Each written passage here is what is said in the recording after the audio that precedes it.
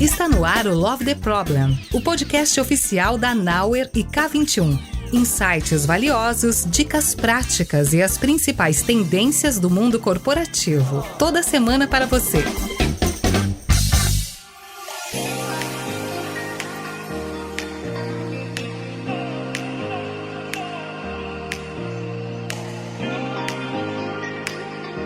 Fala galera, aqui é a Flor, esse é mais um episódio do Love the Problem e a gente vai falar sobre um tema que eu gosto muito. A gente teve a oportunidade de discutir um pouquinho sobre ele há uns episódios atrás, mas agora a gente vai olhar numa nova perspectiva, se aprofundar um pouquinho, que é facilitação. Mas antes de eu começar a falar sobre facilitação, eu queria que o nosso convidado se apresentasse pra gente. Guga, por favor, se apresente pra quem tá ouvindo. Olá, Flor. Olá, pessoal que tá aí ouvindo.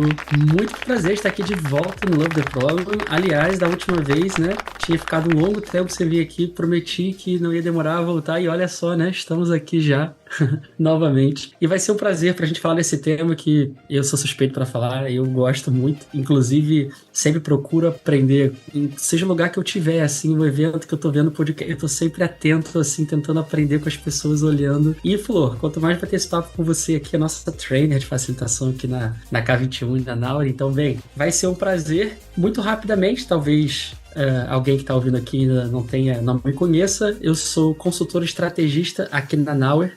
Nos últimos anos tenho atuado principalmente com gestão de resultados usando OKRs e gestão de produtos, e vai ser um prazer aqui a gente estar batendo esse papo sobre facilitação. Muito bom, vai ser incrível, obrigada mais uma vez. Que bom que você cumpriu a sua promessa, falou que não ia demorar a voltar e voltou rápido, que bom, espero que volte mais vezes.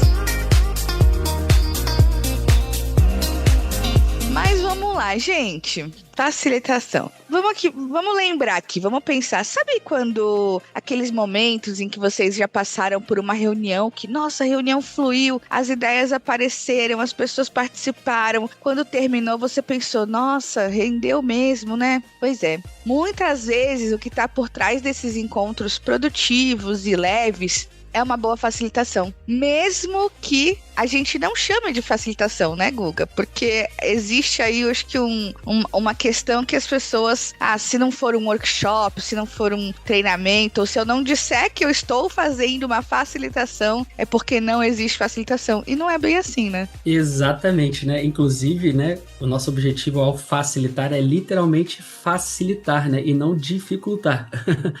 E às vezes a gente pode não perceber, mas às vezes simplesmente deixar fluir em alguns contextos, né? Intervir o menos possível é facilitar, né? Mas às vezes garantir ali um foco. Então, é claro, como você trouxe muito bem, Flor, eu acho que às vezes tem um trabalho que é mais explícito e acontece mais ali na hora e fica visível para todo mundo, mas muitas das vezes uma boa facilitação também tem um trabalho ali mais de bastidor, né? É o antes, é a preparação, a gente vai falar mais disso. Mas é exatamente isso, né? Muitas das vezes a gente não percebe, mas o que a gente está fazendo é facilitando algum processo de acontecer. Não, e tem outra coisa também, né? Porque ninguém chega com a espadinha assim na gente e batiza e fala, você agora é um facilitador e tem o título de facilitador. Obviamente, existem competências e habilidades que a gente... Por isso que existe treinamento, por isso que a gente fala tanto sobre isso, que a gente vai ter e vai fazer com que nos tornamos um bom facilitador. Mas qualquer pessoa pode facilitar se ela tiver esses objetivos, que são os objetivos da facilitação, que é promover a participação ativa das pessoas, é ajudar a organizar o fluxo de uma reunião, de um momento, de uma sessão, é aumentar essa produtividade, é principalmente trazer foco, como o Guga falou, acho que foco é um dos pontos mais importantes, um dos maiores objetivos quando a gente fala sobre facilitação. Então, tudo isso, não necessariamente alguém vai chegar, eu sou o facilitador, mas pode ser que naturalmente surja também esse papel da pessoa facilitadora, né, ao longo do caminho. Exatamente, e tem uma frase que eu vi esses dias, do Benjamin Franklin, que fala o seguinte, ao falhar na preparação, você se prepara para falhar. Opa! Então a gente precisa ficar atento, porque muitas das vezes a gente acaba na correria, né, do dia a dia, até das próprias reuniões, às vezes deixando rolar, né? E às vezes a gente vai no improviso. E muitas das vezes fica evidente, né, uma reunião que não foi produtiva, ou um momento que não foi tão bom quanto poderia, simplesmente porque a gente não teve uma mínima preparação. E então, uma boa facilitação se às vezes a gente fizer um bom exercício ali de preparação, que não é nada, precisa ser nada muito mágico, né? Mas o básico, muito bem feito, isso já ajuda. E é bem nesse caminho, né, Flor?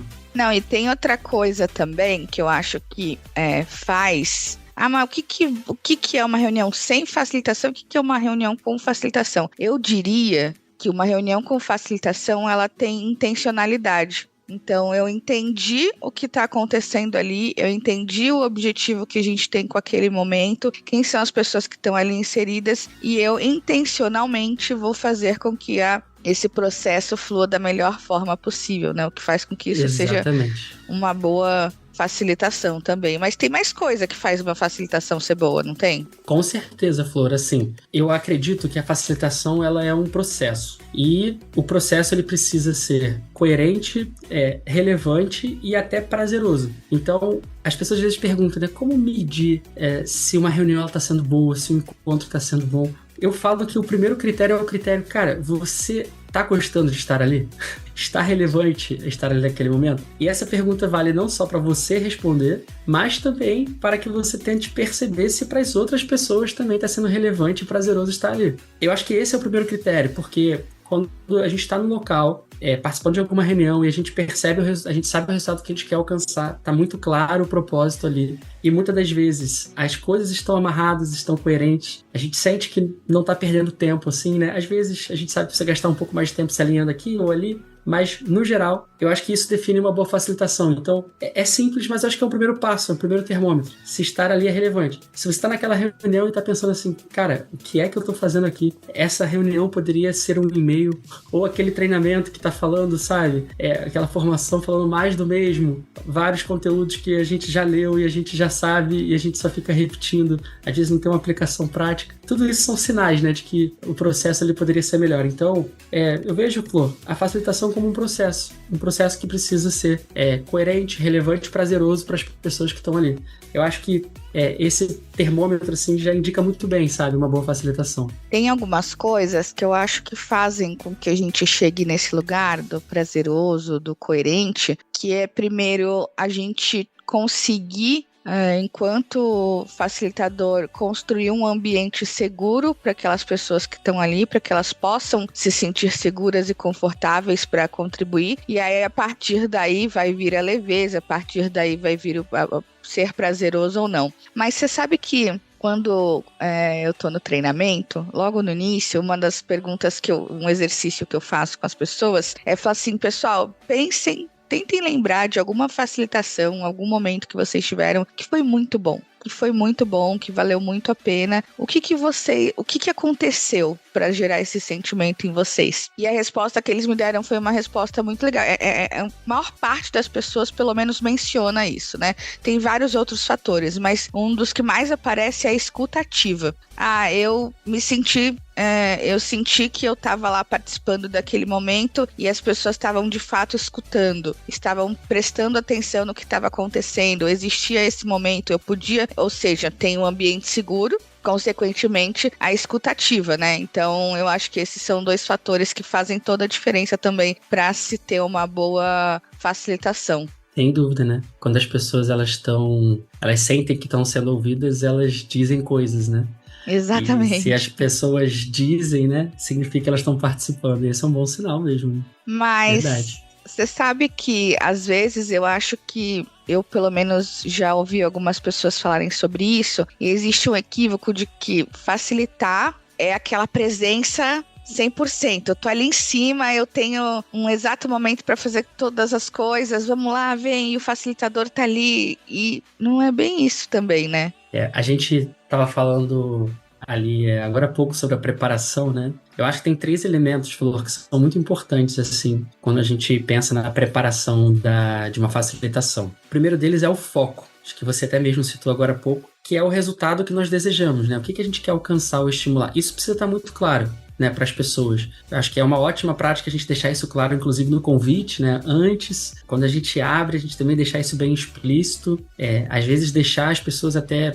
Mas assim, as pessoas precisam acreditar, elas precisam, né, tá claro para elas ali qual que é o foco. A segunda coisa muito importante a gente pensar numa facilitação é sobre o interesse, ou seja, a gente precisa ter uma proposta envolvente para as pessoas, para que elas se sintam engajadas no processo e a gente consiga alcançar o resultado que a gente quer. Então, se vai ser uma facilitação presencial, a gente tem que pensar em vários elementos para manter ali envolventes. Online tem outros aspectos, mas independente disso, a gente precisa estar muito claro como é que a gente vai manter o interesse, né, ali ao longo do processo de facilitação. E o terceiro são evidências, que é quais são os elementos que a gente vai trazer para justamente conseguir responder às possíveis objeções que existem no meio do caminho para a gente alcançar aquele resultado. Então, por exemplo, a gente, fazendo trabalho de OKRs, né? A gente chega, por exemplo, para facilitar um workshop de OKRs, né? E aí, natural, tem pessoas que são promotoras, que já conhecem, pessoas que às vezes nunca ouviram falar e estão abertas, e pessoas que talvez já estão um pouco céticas, etc. É muito importante trazer evidências de que o OKR funciona, de que problemas ele resolve, de bons exemplos, às vezes até de maus exemplos. Ou seja, essas evidências também são fundamentais ao longo do caminho. Então, eu acredito, Flor, que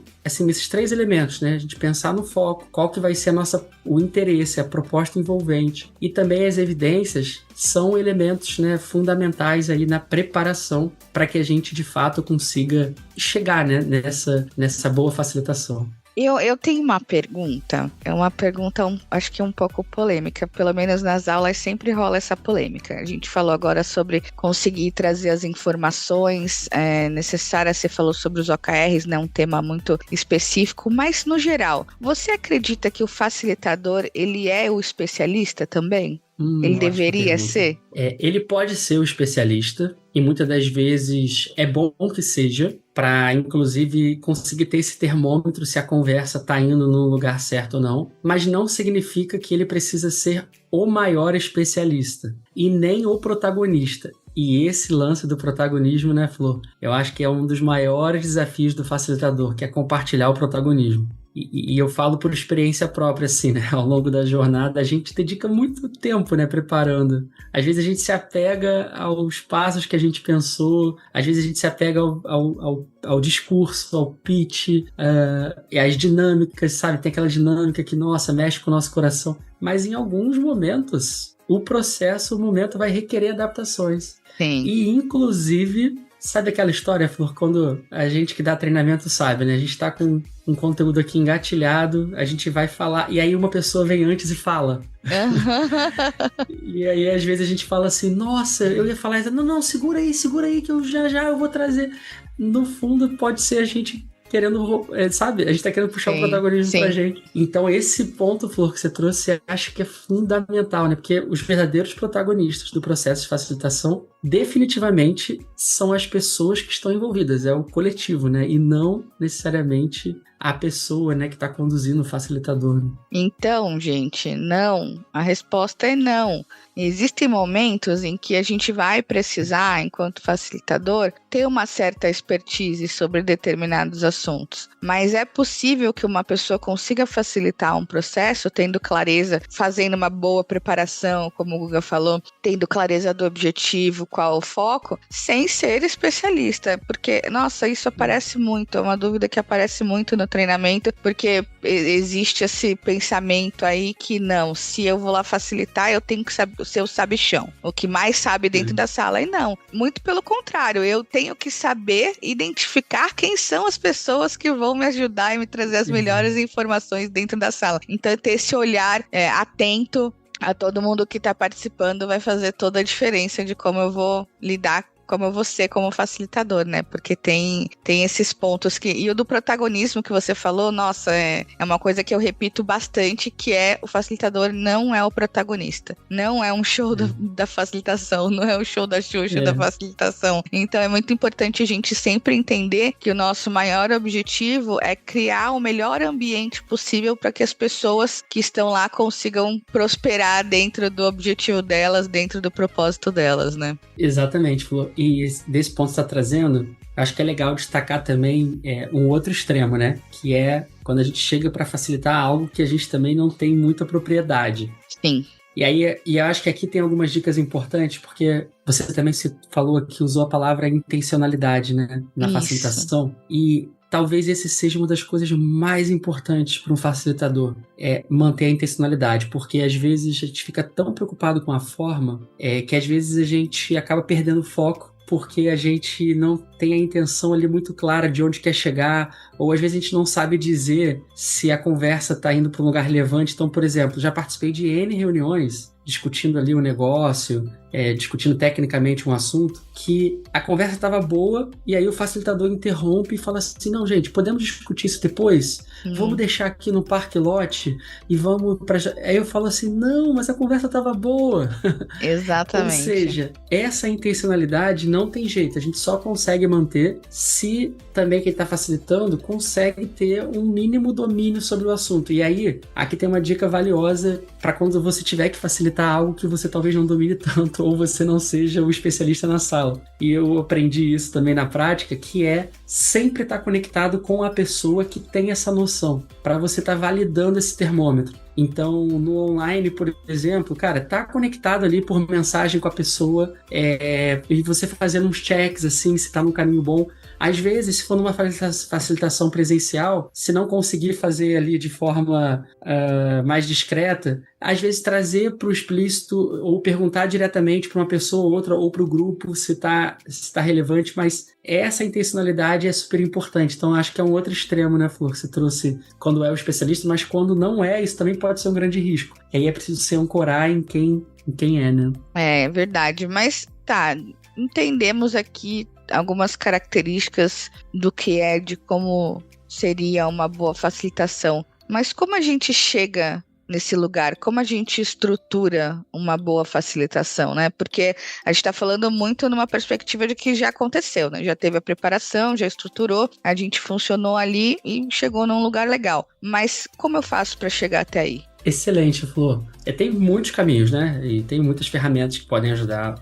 Eu gosto muito de uma estrutura que vem do Training from the Back of the Room. Esse é o nome de um livro. Eu acho que é um treinamento, também tem uma formação de facilitadores, né, com esse nome, que basicamente é a ideia de que o trainer, né, ou o facilitador, ele, na verdade, não é o protagonista. O protagonista são as pessoas que estão participando. Então, o nome é o trainer que fica no fundo da sala. E quem fica no palco realmente são os alunos. E aí tem uma estruturazinha que ele traz que é muito simples e eu uso muito. E eu acho que é uma dica bem valiosa, que é a dica dos 4 Cs, que vale para inglês e português, tem uma pequena modificação, mas eu vou explicar. O primeiro C é o de conexão. Então, quando alguma pessoa ela vai aprender sobre algum assunto, ou ela vai trocar sobre algum assunto, ela se conecta com aquele tema a partir do que ela já conhece, ou a partir das coisas que ela já ouviu falar. E permitir que ela faça essa conexão é super importante. Então, sabe aquela coisa do treinamento? Muito simples, no início, que pede para a pessoa escrever num post-it, né? Ou qual que é a definição dela sobre aquele assunto, ou pede para ela trocar junto com alguém, ou pergunta às pessoas que já ouviram falar e as que não ouviram e botam elas para trocar. Enfim, tem N formas de fazer, mas é muito importante esse primeiro C de conexão, porque é quando as pessoas elas vão se conectar. Então saiba que toda vez que você entra numa facilitação sem fazer algum tipo de conexão das pessoas com o assunto, corre o risco de você perder a pessoa logo na largada. Ou seja, a gente está falando sem necessariamente conseguir trazê-la, né? Isso é muito importante. Não tem o engajamento, né, daquelas pessoas.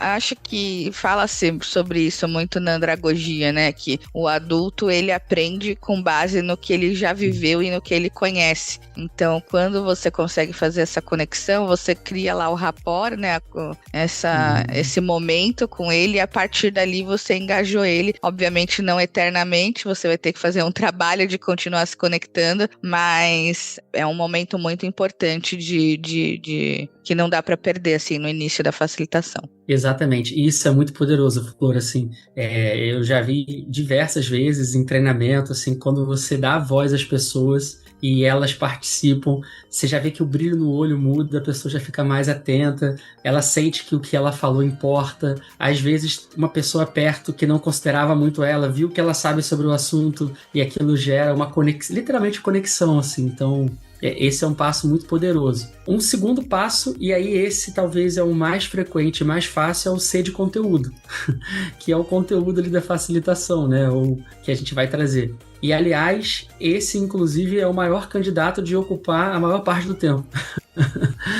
Porque é natural, né? Por exemplo, às vezes a gente chega numa reunião para apresentar um estudo que a gente fez, cara, a gente às vezes dedicou semanas, meses, dias, dormiu, acordou pensando naquilo, e a gente e a gente acha que quanto mais detalhe a gente trouxer, mais a gente vai conseguir gerar impacto. Não necessariamente é verdade isso, né? E quando a gente está facilitando, isso também a gente precisa levar muito isso em consideração. O tempo do conteúdo, ele é muito importante, inclusive em manter as pessoas engajadas. Então, tem vários estudos, né, de neurociência que dizem que a gente consegue manter o maior índice de atenção até no máximo ali 20 minutos. Sendo que isso é a neurociência falando. A prática é que com quantidade de estímulos hoje em dia e a geração rede social, né, cara, a gente não consegue às vezes ficar minutos assim. Então, o que acontece? A parte do conteúdo, ela é super importante, mas a gente precisa ser muito intencional no tamanho do conteúdo que a gente está trazendo. Sim. Porque, inclusive,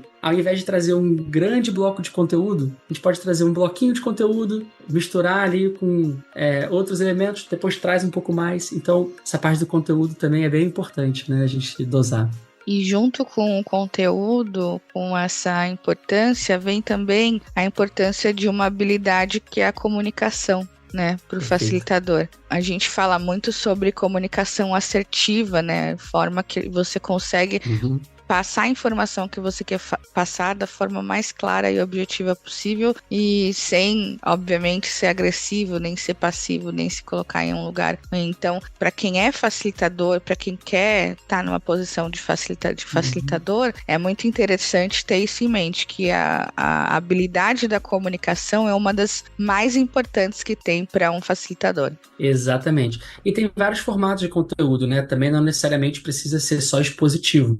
Então, a gente pode passar um vídeo e aí, galera, o que vocês acharam do vídeo? E às vezes é um vídeo muito bom, que o próprio vídeo já vai fazer emergir aqueles conteúdos que a gente quer. E aí, quem sabe, depois da discussão, a gente fala, gente, então só para trazer algumas mensagens finais, queria destacar isso.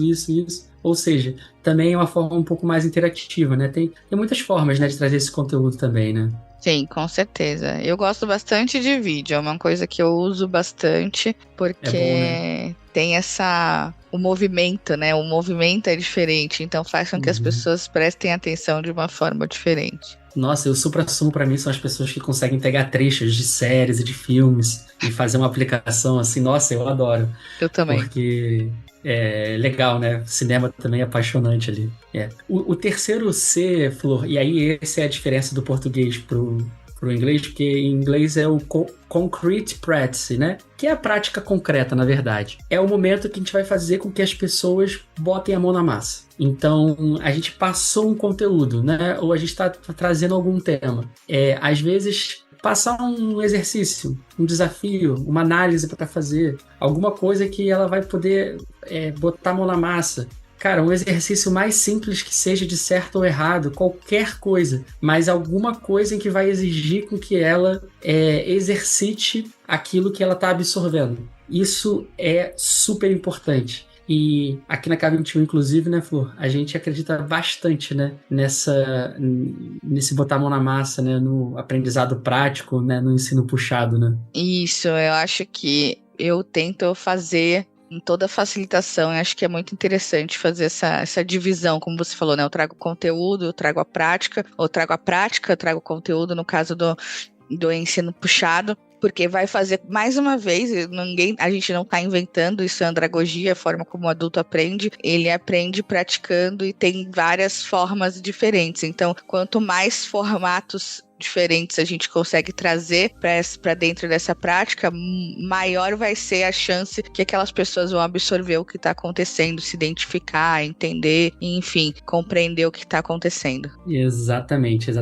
Sabe que a gente usa muito nas nossas facilitações um jogo um jogo de carta, que é um jogo, inclusive, premiado, se chama The Mind. Quem tá aí ouvindo, depois vale a pena procurar. É um jogo super divertido. E ele é um jogo cooperativo, onde, basicamente, para você conseguir ganhar o jogo, você precisa aprender a trabalhar junto com as pessoas que estão na mesa junto com você. É um jogo de até 4 pessoas por baralho, né? E aí tem N aplicações, porque ele serve muito para falar sobre melhoria contínua, ele serve muito para falar sobre aprendizado, ele serve muito para falar sobre construção de times, assim, liderança, tem N aplicações. E o mais legal é, tipo assim, às vezes botar as pessoas para jogarem, e aí, inclusive, entrando aqui no último C, que é o C de conclusão, ouvir das pessoas a conclusão que elas chegam. Porque mais importante do que qualquer definição que a gente vai falar,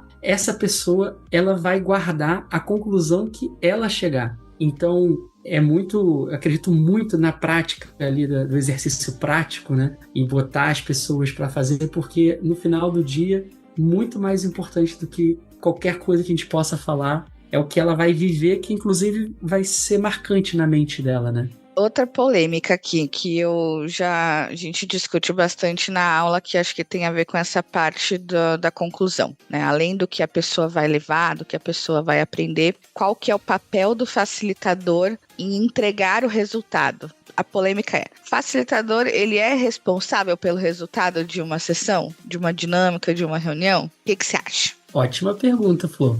Olha, eu diria que também é responsável. Eu acho que ele é corresponsável. Exato. Não tá no controle dele, né?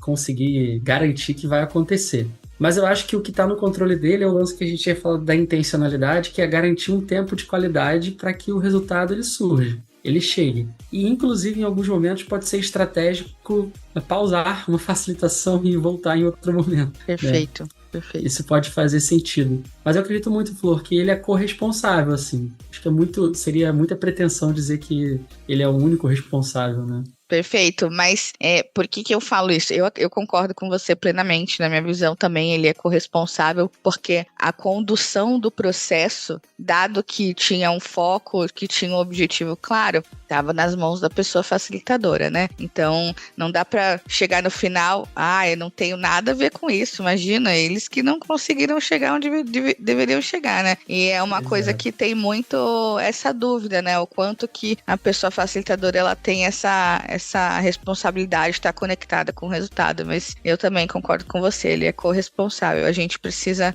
saber que não temos controle de tudo, como você falou, mas a gente trabalha para construir esse ambiente para chegar num resultado. Então, de forma indireta, a gente é responsável por esse resultado, sim. Perfeito. E eu acho que uma dica prática, Flor, que eu acho que é bem legal, assim, a gente estava falando aqui, né, dessa parte de conteúdo, prática, conclusão, conexão. Aliás, acho que vale o parênteses também que não tem uma ordem certa, né? A gente pode ir misturando esses elementos e ir invertendo em alguns contextos, começar pelo exercício e depois vir com o conteúdo e amarrar, ou vice-versa, né?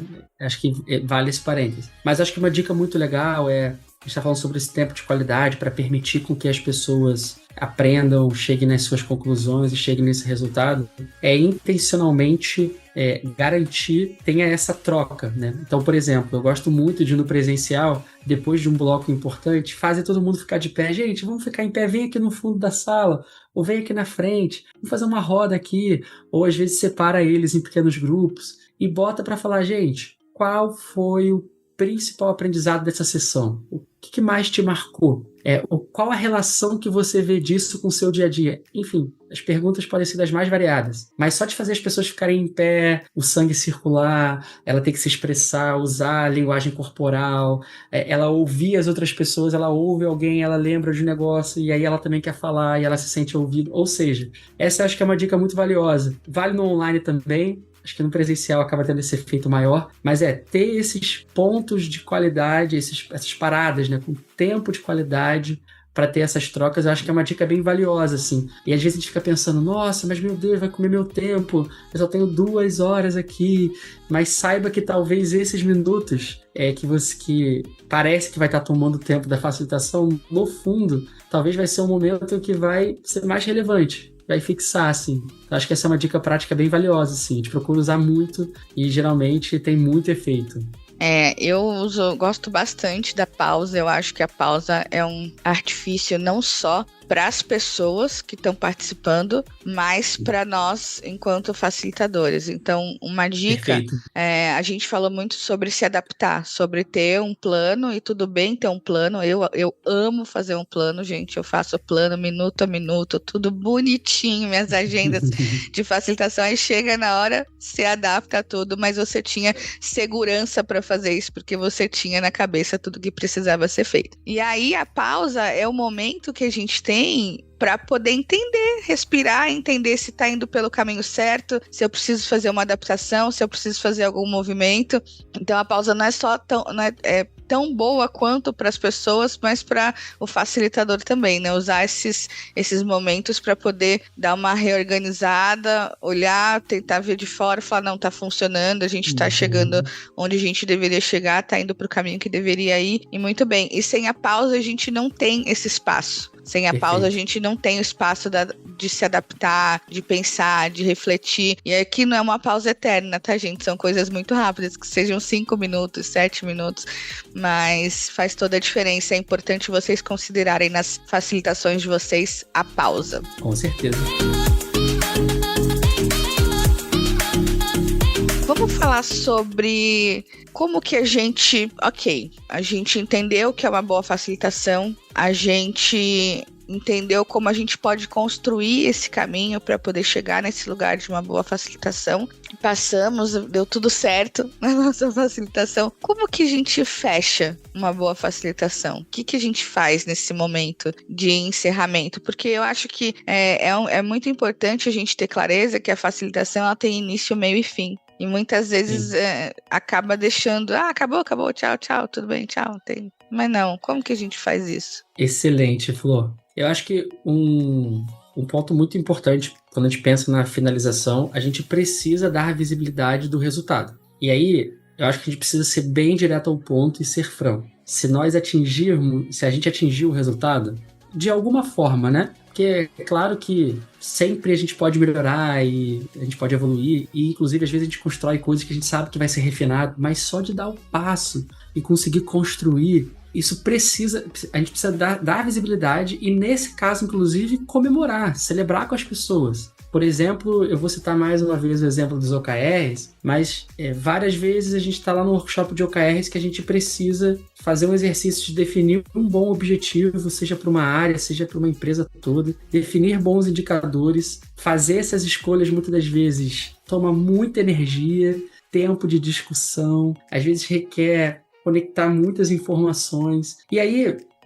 às vezes a gente sai com uma versão, né, inicial, né, digamos assim, que a gente passou uma tarde discutindo, às vezes um dia inteiro, e aí às vezes a gente, né, as pessoas olham e falam, nossa, mas não tá perfeito, cara, mas às vezes esse é um exercício tão rico, às vezes a gente, durante o workshop, a gente faz de um jeito tão diferente das outras vezes que a gente fez, e que a gente, cara, precisa celebrar isso, precisa reconhecer. É claro que a gente vai refinar, pode discutir algumas coisas, mas é muito importante reconhecer. Então, dar visibilidade do resultado e reforçar o avanço que aconteceu de forma genuína e adequada é sempre importante. Agora, se chegamos ao final também e não atingimos aquele resultado que a gente queria, precisa dar visibilidade do próximo passo, né? E aí eu acho que isso é super importante. Eu acho que a pior coisa é deixar solto, como, sabe, fingir que, nossa, gente, muito obrigado, foi ótimo. E aí, quando você não fala, você tá perdendo a credibilidade. E eu acho que essa talvez seja a pior opção. Então,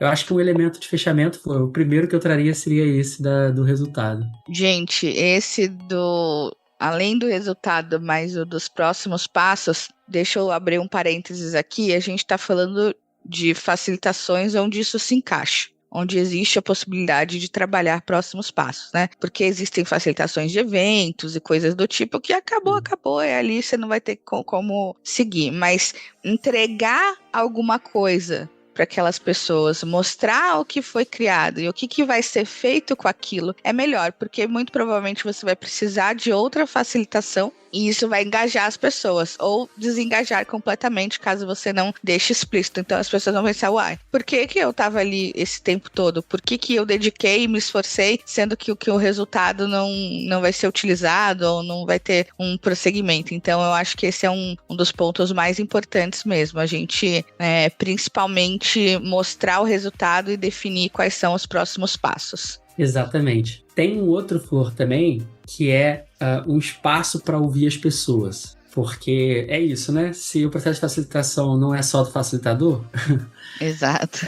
A gente precisa dar esse espaço para ouvir as pessoas, porque o que realmente importa é o que elas estão levando, é a opinião delas, a percepção. Mas aqui eu tenho uma opinião pessoal que eu acho que é importante a gente também ser intencional na abertura desse espaço, que se a gente deixa muito amplo, eu acho que esse pode ser um risco muito grande, porque a gente pode levar o ânimo final ali da facilitação para um lugar que não é o desejado. E as pessoas saírem... Às vezes a gente construiu um monte de coisa bacana, teve um monte de discussão boa, e dependendo do que a gente falasse, a gente ficar falando só de melhoria e ficar falando só de problema, pode ser que a gente saia de lá com uma percepção de que, putz, não foi bom. E na verdade foi. Então, eu acho que é importante, né, ter esse espaço para ouvir as pessoas, mas a dica que eu trago é trazer perguntas calibradas. Então, assim, gente, qual que é o principal aprendizado que vocês estão levando aqui hoje? Gostaria que tiveram vários, quero que você destaque um.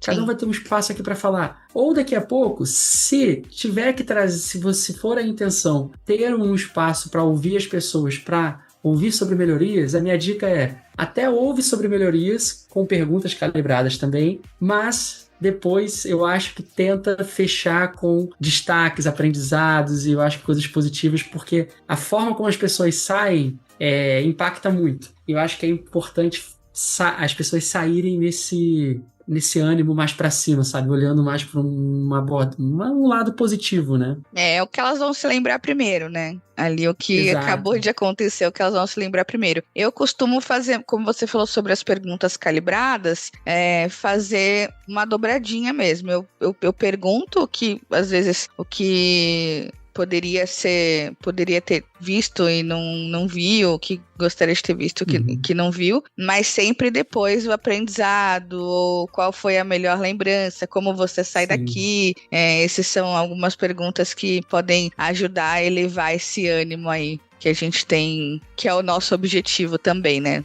Exato. E eu acho que a gente precisa também ser muito atento para captar detalhes e muitas das vezes ir atrás das pessoas para entender o que está por trás do que foi dito, ou às vezes entender um pouco no detalhe o que as pessoas perceberam ou estão levando consigo. E no público, assim, no momento ali com todo mundo, às vezes essas coisas não vão surgir. Então, às vezes fazer uma pesquisa, né, onde a pessoa ela tem um espaço para colocar alguma coisa que ela acha que poderia ser melhor, ou às vezes você já separar um tempo mesmo ao final da facilitação, sempre tem aquela coisa das pessoas irem embora, ali conversando, e às vezes você tem a oportunidade de ter uma troca com alguém um pouco mais específica, deixar a pessoa à vontade para falar, e você tentar captar. Então, eu concordo, Flor. Esse espaço ali no final, essa dobradinha e perguntas calibradas é ótimo, mas ao longo da minha experiência também, eu fui vendo que ser intencional nesse pós ali, tentar se conectar com as pessoas ali individualmente, captar uma coisa um pouquinho além. Várias vezes já peguei feedbacks muito valiosos, assim, que me ajudaram a fazer ajustes e evoluir, assim, e que no público, né, na hora que a pessoa vai falar na frente de todo mundo, essas coisas não vão aparecer, sabe? Sim. Mas você sabe que tem uma coisa que é importante também quando a gente fala sobre essa coleta aí de feedbacks, esse momento final, que é interessante que a gente calibre nossas perguntas, como o Guga falou, pensando também no que eu vou fazer com aquelas respostas. O que eu quero dizer com isso? Às vezes a gente deixa uma pergunta que a pessoa vai responder e ela espera um retorno. E você não vai dar, provavelmente, aquele retorno para aquela pessoa. Então, a gente ter esse cuidado de trazer a sensação do encerramento mesmo nesse momento, para que as pessoas entendam que aquele é um encerramento e não ficar com uma sensação de que faltou alguma coisa, faltou alguma resposta, eu não cheguei onde eu gostaria de chegar. Então, essa é uma dica importante também. Perfeito. E acho que assim, Flor, no finalzinho também, eu acho que a gente precisa também ser intencional na mensagem final que a gente quer deixar. Então, uma coisa que a gente tem aprendido muito na prática também é que hoje em dia é cada vez mais comum, né? Gente, leia esse QR Code, preencha aqui essa pesquisa. Ah, tem um aviso aqui para dar. Aí, cara, a gente tenta ao máximo antecipar essas coisas antes dos depoimentos finais, antes dessa conversa, para que no final, a gente tenha uma mensagem ali final, as pessoas possam aplaudir, celebrar e fechar, sabe? Porque às vezes esses detalhezinhos que a gente traz ali acaba tirando aquele impacto final. É a mesma coisa das pessoas que, já viu, quando termina uma palestra e fala assim, então é isso?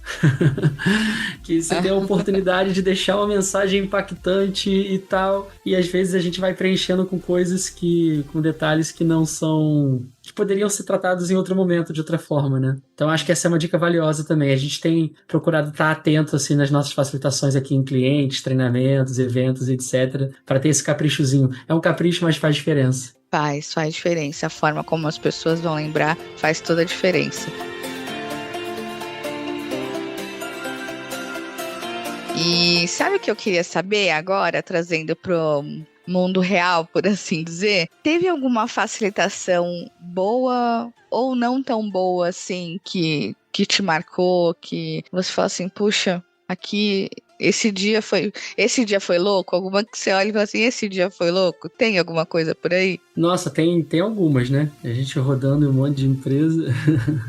Vamos lá. Olha, a gente tem tido algumas facilitações recentes para a construção de OKRs que tem misturado não só um momento que a gente tem que trazer de conteúdo para falar sobre o método, para trazer exemplos, contar a história junto com mão na massa, que é as pessoas construírem os seus objetivos e resultados do seu contexto específico. E misturar essas coisas, assim, muitas das vezes é 1-2 dias de agenda, assim, é um grande desafio. Ouvir o relato das pessoas ao final, assim, do quanto que elas se divertiram, do quanto que foi leve. Às vezes, nossa, a gente nunca discutiu isso dessa forma e pra gente tá fazendo muita diferença.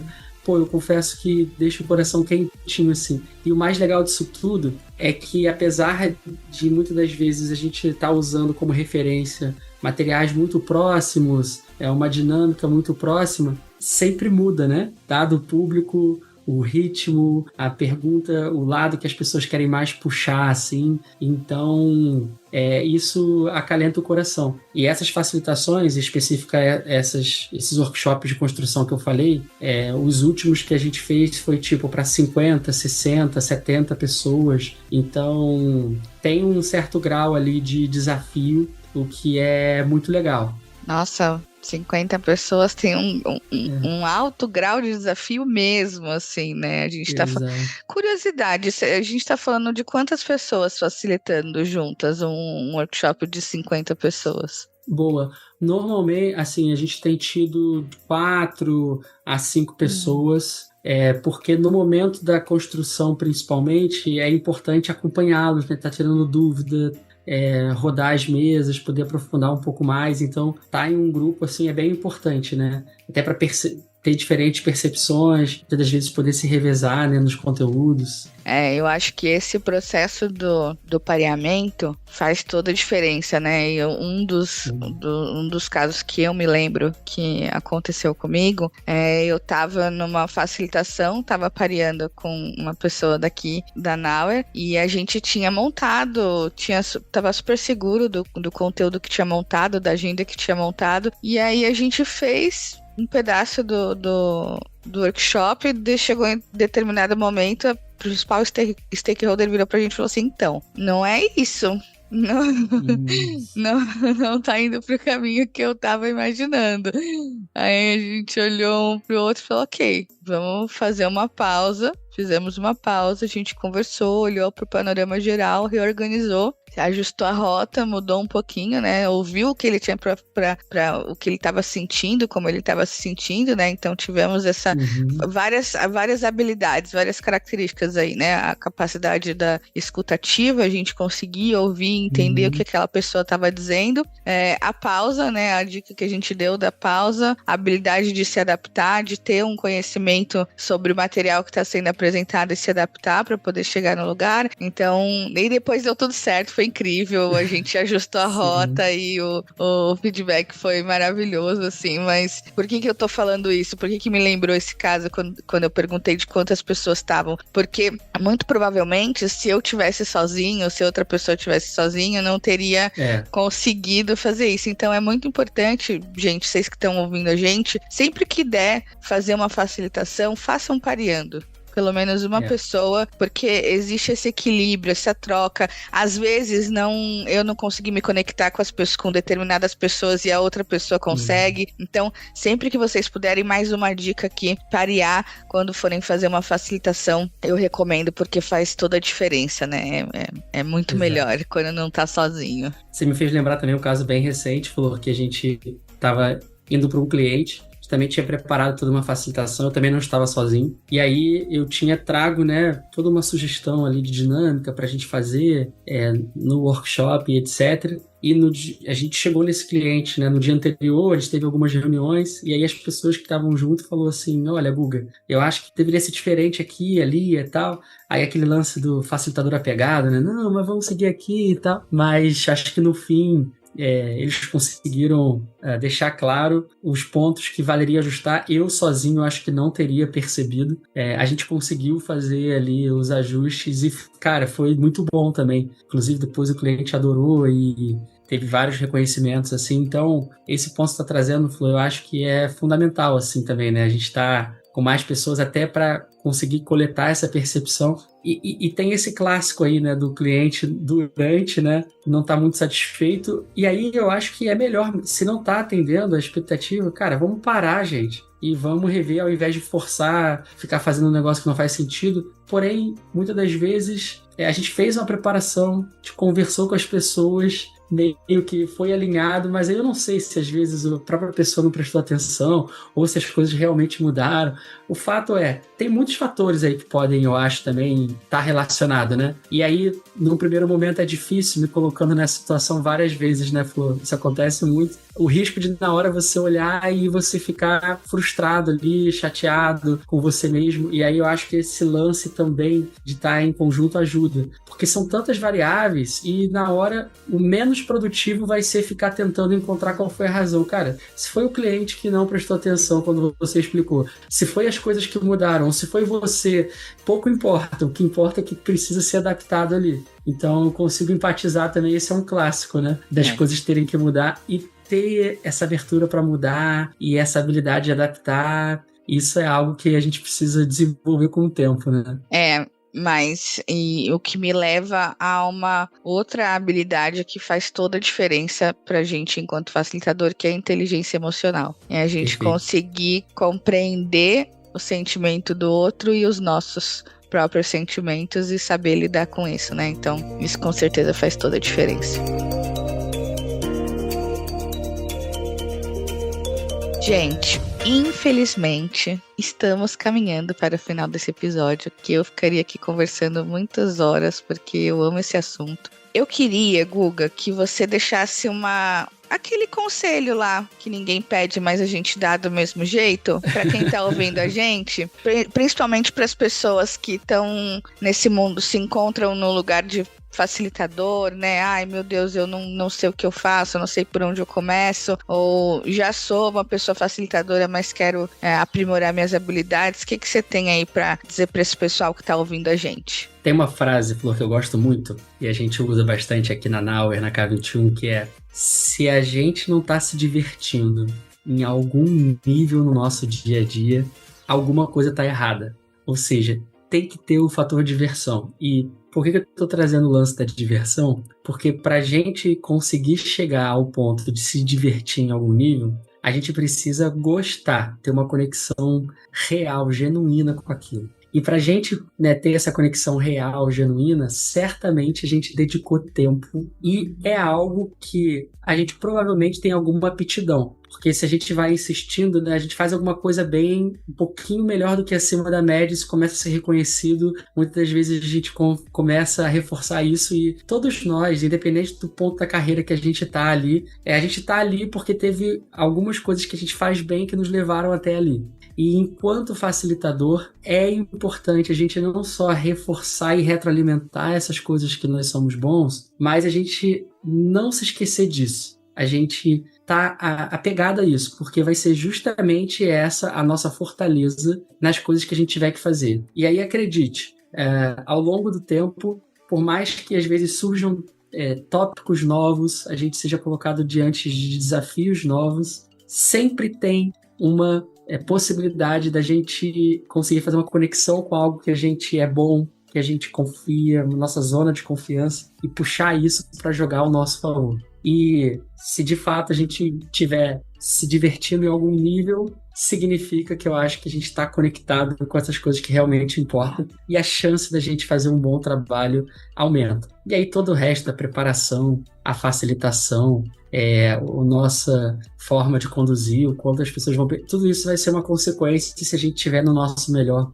da chance disso florescer. É isso, pessoal. Estejam o melhor de vocês que... o resto vem, vai florescer, se divirtam. Eu acho que se eu pudesse dizer alguma coisa para quem tá ouvindo a gente, tá aí olhando para facilitação, tem uma coisa que a gente não aprende em livro nenhum, que se chama jogo de cintura.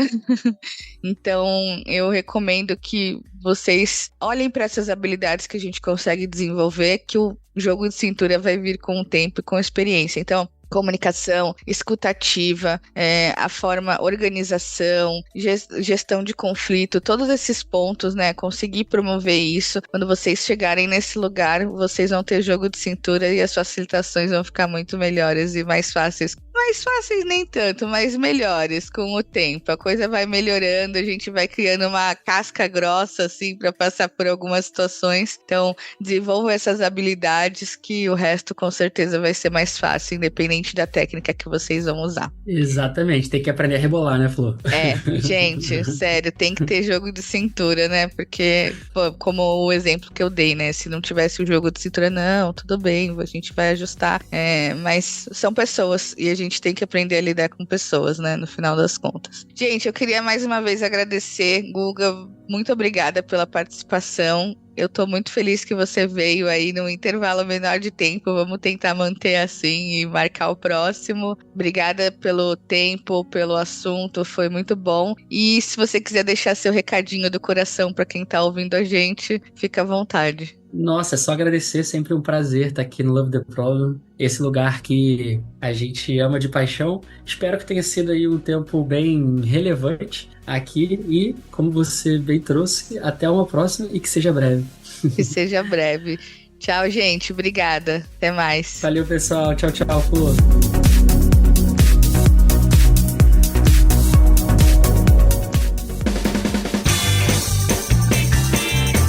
Este foi mais um episódio do Love the Problem, o podcast oficial da K21 e da Nowhere. Se você curtiu, compartilhe. Inscreva-se no seu agregador de podcast favoritos e espalhe conhecimento por aí. Procure por Love the Problem nas redes sociais e deixe seu comentário ou sugestões. Até o próximo!